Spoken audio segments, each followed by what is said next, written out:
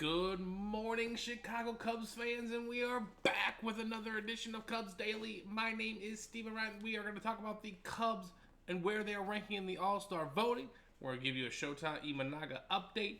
We're going to drop a new potential trade target that Jesse Rogers of ESPN gave the score yesterday in his interview with them, and then we'll preview the Milwaukee Brewers in a pretty pivotal series that could sway the NL Central in a massive way. But before we get into all that, just want to give you guys a big time shout out, continuing to like the videos, to all of you who have subscribed to the channel and given the comments. I love all of it. I appreciate every single one of you. So let's get into the Cubs. The Cubs obviously have one of the best records in the National League, at points the best record in the National League, and it's due to the great play of the team for obvious reasons. There's been a lot of great Cubs that have been on fire this year. I'll say this: Michael Busch is third in first baseman voting. Nico Horner is third in second baseman voting.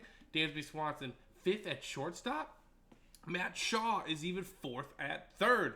But I think the real pivotal play of these two gentlemen right here, the outfield, right? You see it right there. PCA with over 1 million votes and leading the way in a big way. And Kyle Tucker, the big trade acquisition this offseason, following suit right behind them. So, for all of you Cubs fans, go vote for all of your Chicago Cubs. The voting is going to be open for another few weeks. Obviously, this is just the first update. Again, credit for Michael Busch. He's the third first baseman. He's just kind of behind really good ones in Pete Alonso and Freddie Freeman. But either way, not every single Cubs is going to make the All-Star game, but it's nice to see they're getting recognitions from every single position, because that's just how good the Cubs have been playing as a whole to start the year.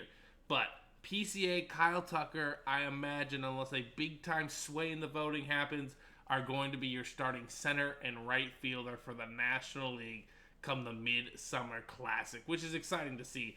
I'm excited to watch a couple of Cubs starters get back into the fray, as I don't think the Cubs have had that for a few years. Every team does get a representative by nature, but it's fun to see that there's just two Cubs that are absolutely dominating and stealing the show.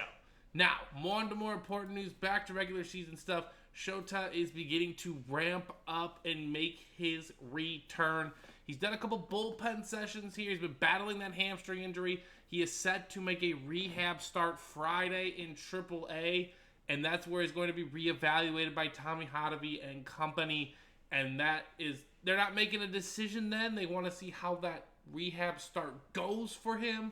But hopefully we're starting to think that maybe Shota can start getting back into the Cubs rotation in a week or two. You know, I think Jesse Rogers said it yesterday, as early as June 25th, maybe the 29th. It really just depends on how it all goes Friday, how Shota's feeling Friday. But I'm glad to see he's getting a ramp-up start. And then hopefully maybe he does it again. And then he'll be back with the big league club, which the Cubs absolutely desperately need. This pitching staff, by the way, kudos to them. Kudos to them. They've had a 3.59 team ERA, which is best for ninth in the league, which is very good. But honestly, they could be better, which is crazy to think about. Obviously, if Steele was healthy, that would be a major contributor. And if Shota was healthy, that would be a major contributor as well. Shota has a 2.82 ERA so far this year as the Cubs' leading pitcher. So I'm excited to get him back, bring some stability to the rotation. Now, I still think the Cubs do need to add another starter or two if we're lucky, because I love the Colin Ray story. I think Colin Ray's better fit as a role as a long-term reliever on this team, and maybe he can, if we get another starter, we can even push Ben Brown to a more of a long-term reliever role. But Jesse Rogers was on the score yesterday, and he dropped another potential trade target, right? The big fish in Miami is Sandy Alcantara, but a lot of people are very split between them, right? They know the potential that he brings, but they also see the results that are happening this year, and they're just not that good so far. He's got a very high ERA. He's not pitching like his old self. But maybe there's another option in Miami that the Cubs could get, and his name is Edward Cabrera. Edward Cabrera is another high potential prospect of the Marlins. It was supposed to be Edward Cabrera, Yuri Perez, and Sandy Alcantara that was supposed to lead the Miami Marlins out of the cellar, as they say. That was supposed to be their big three. I know Yuri just came back for them. Sandy's had been off to a rocky start. Edward Cabrera has been steady. I'm going to say the nice word steady this year. He doesn't have overwhelming numbers. He has just a little bit above 4 ERA. His ground ball rate is a little bit higher than he normally likes it. But on some positive notes, his strikeout rate is pretty much the same. And he's lowered his walk rate, which is an excellent thing to see from him as well. And although Edward Cabrera doesn't bring that frontline rotation stuff that, the Cubs might be seeking more of, he can bring a lot more stability to the back end. And again, I believe in the pitching lab. That's the big phrase around these parts. The pitching lab here in the Chicago is absolutely fantastic. I believe if they like something in a player and they think they can fix it, they will do just that. So, Edward Cabrera, I'm not sure what his price is, but he might be a more viable option for this Cubs team as there is control of him through the 2028 season. And you know how the Cubs love to get their cheap control, but who doesn't, right? So, curious to see where this market goes, especially for the Cubs, but that's just another name I heard on the radio. I think the Cubs have to look at every single option. When they're calling a team, they got to be like, hey, what are we looking at here? Is this guy available? Is this guy available? You got to go through the roster to see if whoever is available to help this team get to the postseason and potentially win a World Series. Because Kyle Tucker said that's the ceiling. This team can win a World Series. And I think we all want to see that, right, Cubs Nation? Let's go win a World Series.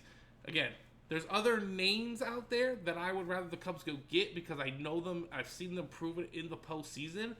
But that doesn't mean that the postseason doesn't open the door for new potential stars. And just because Edward Cabrera has never been in the postseason before doesn't mean that he couldn't come into the postseason and shine for this Cubs team. So, curious to see where these trade rumors continue to develop.